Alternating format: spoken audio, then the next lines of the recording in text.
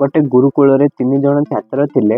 सेमानंक मध्यरु जणे है बिजनेसमैन रो पुओ, आउ जणे है बस ड्राइवर रो पुओ, आउ जणे है गोटे कृषक रो पुओ जार ना है सुरेश। दिने गुरु से तीन जन को पचारा तुमर लक्ष्य कौन? जड़े जड़े कर कहले तुमर स्वप्न कौन अच्छी? बिजनेसमैन रो पुओ कहला मु मोर बापार बिजनेस संभाळी। ड्राइवर रो पुओ कहला मु मो बापार गाड़ी चलेबी। शेषे सुरेश कहला मो बापार तो किछि नाही, से मु स्वप्न देखी मु दिने आईएएस ऑफिसर ए मो बापार आखिरे खुशी देखी।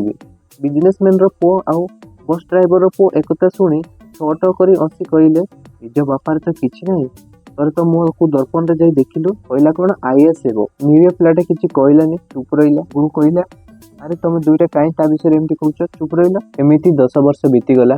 गुरुकुल शिक्षा पूर्ण है। गुरु कहला आज तुमर गुरुकुल शिक्षा पूर्ण है, तुम मैंने आहरी शिक्षा अध्ययन करने महाविद्यालय को जाओ। एमती कही गुरुर किसी काम थिला, से बाहर को चलीगला। एक शुणी बिजनेसमैन रो पुओ आउ बस ड्राइवर रो पुओ दौड़ी जाई निजर बैग पैक कर घर को पलैले। हेले सुरेश गुरुजी आसवा पर्यंत अपेक्षा करी रहिला। गुरुजी आसी देखिला सुरेश अपेक्षा करिछि। अरे तू एपर्यंत जाइनु?